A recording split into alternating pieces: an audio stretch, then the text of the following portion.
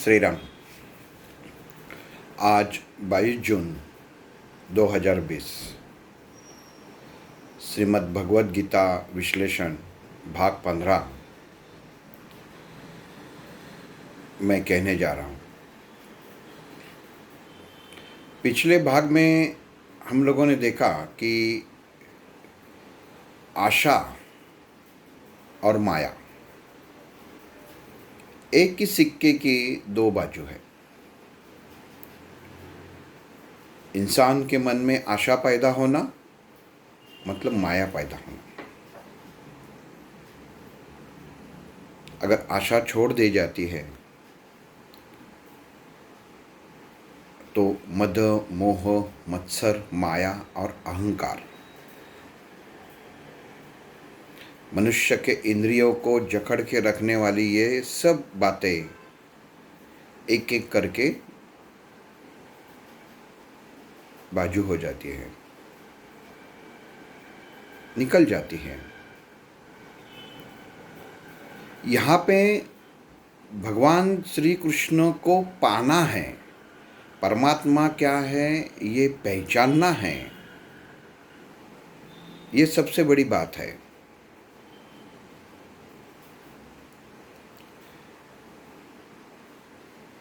अगर मनुष्य आशा करना छोड़ दे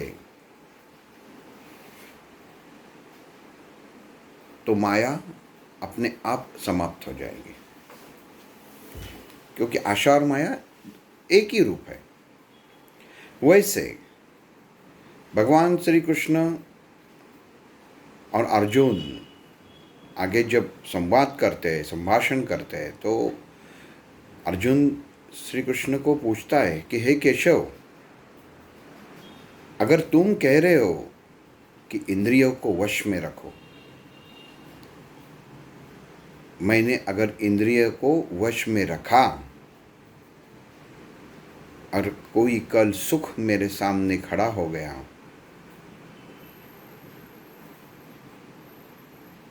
तो क्या करें? इंसान के जिंदगी में कौन से वक्त, कौन से समय, कौन से क्षण, कौन सी परिस्थिति सामने खड़ी हो जाए पता नहीं चलता।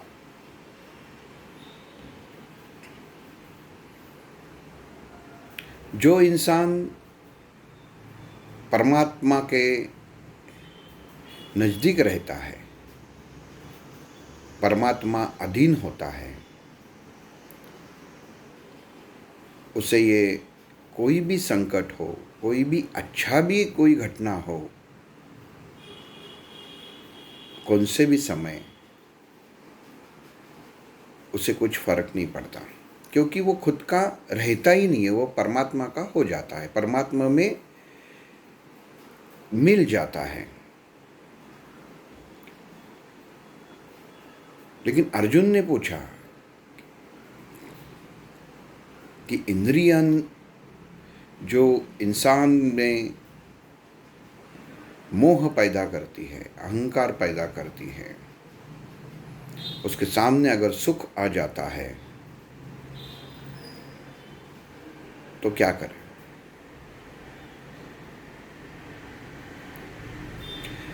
ऐसा मान लीजिए कि किसी ने आपको, आपके मित्र ने आपको कुछ खाने के लिए दिया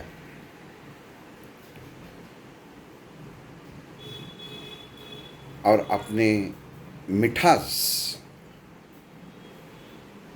त्याग दी है। आपको मालूम नहीं है जो मुझे हाथ में मेरे खाना दिया हुआ है वो उसका स्वाद कैसा है, और जैसे ही आप मुंह में डालते हो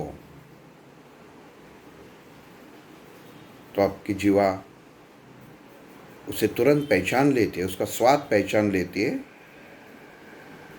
और आपके मस्तिष्क में, ब्रेन में संदेशा पहुंच जाती है कि ये मीठा है जो तुमको पसंद है। और जो इंसान मिठास के पीछे इतने साल भाग रहा था, भगवत गीता पढ़ के उसने मन में ये ठान लिया था कि अभी मैं इंद्रियों को अपने वश में रखूंगा, लेकिन गलती से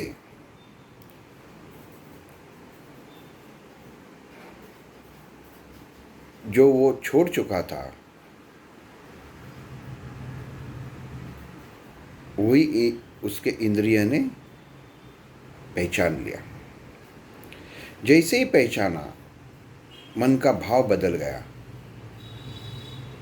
लेकिन तब उसकी मन की परिस्थिति, मन की स्थिति ऐसी होती है कि जिससे पीछे मैं पहले भागता था, जिससे खाने के लिए, ये मिठास खाने के लिए मेरा मन आतुर हो जाता था, संयम नहीं रहता था, आज वैसा कुछ भी नहीं है। आज मुझे मिठास मिली है तो भी मुझे कोई उसका ताज्जुब नहीं हो रहा है। आज मैं भगवान से, वो परमात्मा से इतना एक रूप हूँ कि वो मिठास के अंदर, मिठास के बाजू में, मिठास में मेरा मन अटका नहीं है। और एक बार आप भगवान परमात्मा से संधान बांधते हो, उसमें शामिल हो जाते हो, तो फिर आप अपने नहीं रहते। भगवान श्री कृष्ण यहाँ पे अर्जुन को कहते हैं कि हे पार्थ, जैसे नदियाँ सब जगह से बहकर समुंदर में मिलती है तो उसके साथ कुछ ना कुछ लाती ही है, लेकिन जब समुंदर में मिल जाती है वो शांत हो जाती है, स्वच्छ हो जाती है।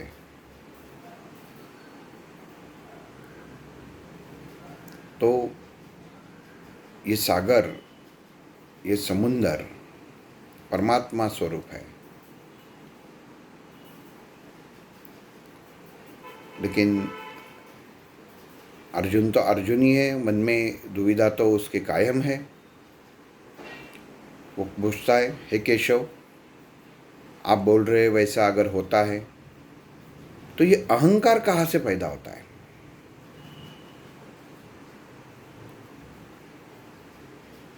तो भगवान श्री कृष्ण कहते हैं, तुम्हें दुख किस बात का है पार्थ? तुम कह रहे हो ये जो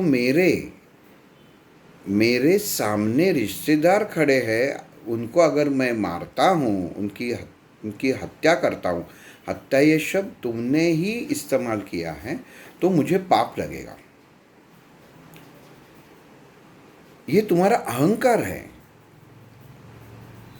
लेकिन अर्जुन समझे नहीं ठीक से कि श्री कृष्ण क्या कहना चाहते हैं। तो भगवान कहते हैं, तुम्हारे अंदर ममत्व जागृत हुआ है। इन्हें मारने वाला मैं हूं। ये तुम्हारा जो मैं है, यही अहंकार है। अहम अधिक आकार, मन में उत्पन्न होने वाला अहम जब कोई आकार लेता है तो अहंकार पैदा हो जाता है, उसे अहंकार कहते हैं। तुम क्या कह रहे हो? ये तुम्हारे है। वास्तव में ये तुम्हारे क्या है? तुम तुम्हारे नहीं हो। इनकी तो बात ही छोड़ो। इंसान का रहता ही नहीं है। इंसान हर वक्त मेरा घर, मेरा गाड़ी, मेरा बच्चा, लेकिन इसमें तुम एक ही हो जिसने ये सब पैदा किया है, जिस पे ये घर तुमने खड़ा किया है वो तुमने खुद के हाथ से खड़ा किया है। तुमने तो केवल पैसे दिए हैं, तुमने कुछ नहीं किया। ये जमीन पहले से थी जो तुम्हारे माँ बाप ने खरीदी थी, इसके ऊपर तुमने ये महल बनाया है, घर बनाया है। इसके लिए तो इसमें तुम्हारा कितना हिस्सा है? कुछ नहीं है। जिस शरीर को तुम कह रहे हो वो पैदा किसने किया? तुम तो पैदा नहीं कर सकते। तुम्हारे माँ बाप की वजह से तुम्हारा जन्म हुआ है। जो तुम्हारा शरीर भी अगर निर्माण नहीं कर सकते तो तुम में क्या है? तुम कह रहे हो ये मेरा बच्चा है, ये मेरी बेटी है, ये मेरा बेटा है, लेकिन ये समझना जरूरी है, क्या तुम अकेले इन्हें पैदा कर सकते हो? इसके लिए तुमको अपनी बीवी की ज़रूरत नहीं है। कहने की बात यह है कि इंसान अकेला कुछ कर नहीं सकता, ना कुछ वो करता है। उसे लगता है मैंने किया है। ये जो मैं है, ये अर्जुन ये तू छोड़। तुम्हारे मन में ये मैं से एक अहंकार पैदा हुआ है, और जिससे तुम्हारी आँखों पे वो माया जमी हुई है, जो तुम्हें लग रहा है कि जो सामने युद्ध के लिए खड़े हैं वो तुम्हारे हैं। वास्तव में वो तुम्हारे नहीं है। मनुष्य का शरीर पंच महाभूत का होता है। ये पंच महाभूत परमात्मा के नियम से ही चलते हैं। जिस मिट्टी से जन्म लेता है इंसान, उसी मिट्टी में आखिर में वो एक हो जाता है। तुम्हारा जीवन प्रवास तो केवल एक प्रवास है। हम लोग सोचते हैं, कितने घरों में आजकल झगड़े होते हैं, संपत्ति के लिए झगड़े, उनमें से किसी की जान भी जाती है। आज तक तो जान लेने में भी कोई पीछे नहीं रहता, लेकिन वास्तव में वो समझता नहीं है कि उसका कुछ भी नहीं है। ये शरीर भी जो है वो एक भाड़े का घर है, उसे एक दिन तुमको छोड़ के जाना है। नित्य अविनाशी केवल और केवल जीवात्मा है। शरीर ये नष्ट होने वाली चीज़ है, जिसके लिए हर इंसान प्यार करता है, जिसके पीछे भागता है, जिसको संभलने के लिए भागता है, जिसको बचाने के लिए भागता है। मैं अगर मेरे रिश्तेदारों को मारूं तो मोक्ष के लिए प्राप्त नहीं हो जाऊंगा, ये तुम्हारे मन में जो बात आ रही है, ये भी एक अहंकार का रूप है। मैं मोक्ष को प्राप्त नहीं हो पाऊंगा, मुझे मोक्ष नहीं मिलेगा। ये तुम्हारे अंदर का जो मैं है, मुझे है, यही अहंकार है। और जब तक ये अहंकार है, तुम मेरे पास नहीं आ सकते। ब्राह्म स्थिति तुम प्राप्त नहीं कर सकते। तुम्हारे अंदर जो ममत्व बैठा हुआ है, जो उभर रहा है अभी, जिसकी वजह से तुम्हारे मन में अहंकार जागृत हो गया है, और वो अहंकार का मतलब है कि तुम अभी पूरे माया में फंस गए हो।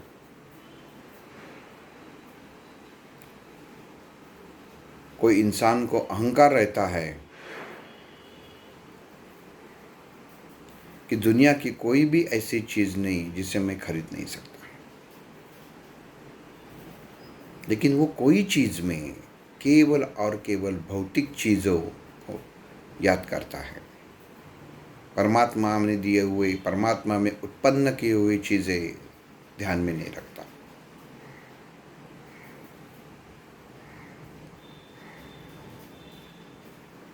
हम किसी को कुछ नहीं दे सकते। ये सब भगवान परमात्मा ने दिया हुआ है। ये हम जिस दिन मानेंगे हम लोग, उसी दिन अपना जीवन सफल होने वाला है।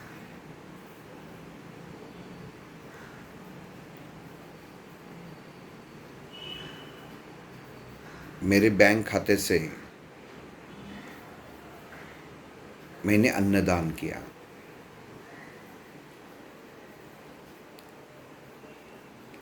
और 10 जगह पे नाम लिख देते हैं, लेकिन वास्तव में देने वाला वो होता ही नहीं है। इंसान समझता ही नहीं है अन्नदान आप दे कैसे सकते हो, जिसके ऊपर तुम्हारा अधिकार ही नहीं है, वो दान कैसे हो सकता है। कोई भी चीज़ अगर दान करनी हो तो देने वाला और लेने वाला दोनों मौजूद होना जरूरी होते हैं।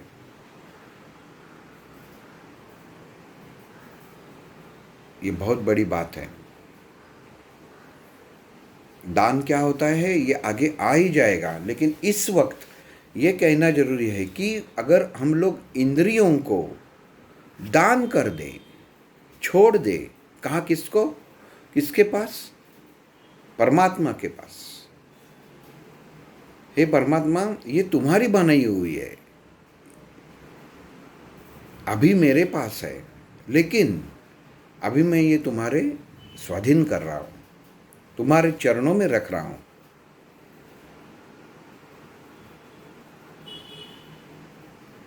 तो इंद्रिया में खलबली नहीं बचेगी। इंद्रिय मोह, माया, मत्सर, अहंकार के पीछे भागेंगे नहीं। उनका तो काम ही है, कान का काम सुनना ही है। भला आप बोले मुझे सुनना नहीं है, वो तो सुनता ही है। आप सोते हैं लेकिन वो सुनता ही है। आंखें वैसे ही है। लेकिन आप ये जब परमात्मा के पास दान स्वरूप में दे देते हो तो मन में एक प्रकार की शांति पैदा हो जाती है। आप भगवान परमात्मा से जुड़ जाते हो।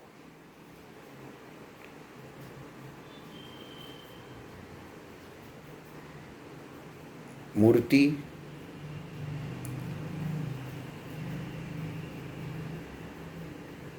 एक केवल ऐसा स्वरूप है जिसमें हम लोग सोच सकते हैं बाह्य स्वरूप से कि कैसा होगा, लेकिन हम लोगों को बाह्य नहीं, अंतर स्वरूप से देखना है, अंदर जाके देखना है। खत्म, समाप्त, बाह्य स्वरूप होता है, अंतर स्वरूप नहीं होता।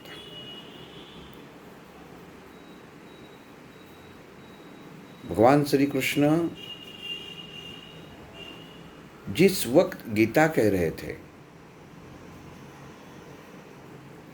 तो बहुत से किताबों में उसका जो चित्र छपा हुआ है, तो बहुत से चित्र में दिखा हुआ है कि अर्जुन रथ में बैठे हुए हैं। कुछ चित्रों में दिखा है अर्जुन रथ के नीचे बैठे हुए। रथ के नीचे मतलब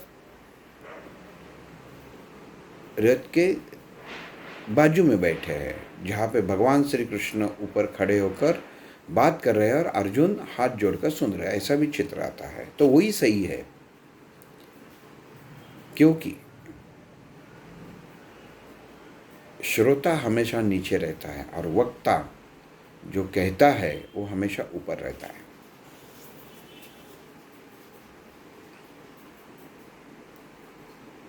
हम लोगों ने देखा कि धृतराष्ट्र, संजय, अर्जुन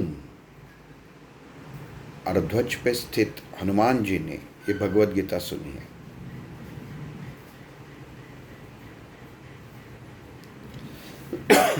एक प्रश्न मेरे मन में आया जो आचार्य शंकराचार्य जी को मैंने कल पूछा कि रथ के जो अश्व थे वो इंद्र का रथ था, अग्निदेव का रथ था, तो क्या अश्वों ने सुना नहीं भगवद गीता? तो उन्होंने कहा, अश्व को आंखों के सामने एक पट्टी बंधी हुई रहती है दोनों बाजू में, वो सीधा आगे ही देखता है, उसका काम है आगे देखना। इसके लिए उन्होंने सुनी नहीं है। हनुमान जी ने सुनी, लेकिन जब उनको पता चला कि मेरे स्वामी भगवत गीता कह रहे हैं, भगवत गीता सुना रहे हैं, तो वो बजै से ही भगवत गीता समाप्त हो जाती है, वो ऊपर से नीचे आ जाते हैं और श्री कृष्ण के चरण छू के उनको कहते हैं, स्वामी मुझे माफ कर दो, मुझसे बहुत बड़ा गुनाह हो गया, मैंने ऊपर बैठ के आपकी भगवत गीता सुन ली, आपने जो गीता सुनाई वो ऊपर बैठ के सुनी। अगर कोई वक्ता नीचे खड़ा है, नीचे बैठा है और श्रोता ऊपर से बैठकर नहीं तो खड़ा होके कोई भी चीज सुनता है, तो वो श्रोता को अगला जन्म पिशाच का मिलता है। जैसे ही हनुमान जी ने भगवान श्री कृष्ण के पांव छुए और कहा कि मुझसे क्षमा कीजिए कि मैंने ऊपर से बैठ के सुना और आप नीचे खड़े थे, यह अपमान हो गया। लेकिन भगवान श्री कृष्ण राम के भी अवतारी थे, विष्णु के ही अवतार है। हनुमान जी की मन हृदय कितना स्वच्छ था उनको मालूम था। तो उन्होंने हनुमान जी को कहा, अगले जन्म में तुम पिशाच हो जाओगे और ये गीता कहोगे।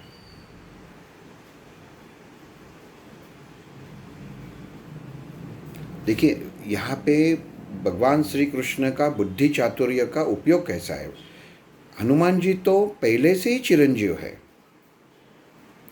अभी उनका चिरंजीव का ये कब खत्म हो जाएगा अध्याय और कब अगला जन्म आ जाएगा। लेकिन स्वामी का मुंह से निकला हुआ शब्द उन्होंने प्रमाण माना और उन्होंने वो गीता भी बताई। वो बात की बात है, वो कभी आगे अलग से मैं बताऊंगा। मैं ये उदाहरण इसके लिए कह रहा था कि मन में अहंकार नाम की कोई चीज वो हनुमान जी के मन में भी नहीं थी।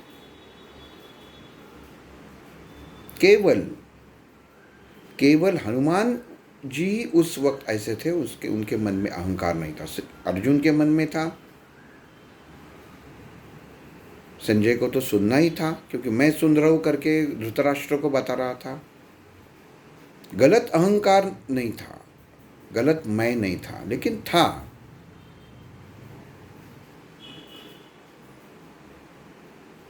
तो यही कहते हैं कि इंसान को माया, अहंकार दोनों से दूर रहना चाहिए। और इंसान जब अहंकारी हो जाता है तो मोह कैसा भी उत्पन्न होता है, मद कैसे उत्पन्न होता है, ये कल देखेंगे। श्री राम।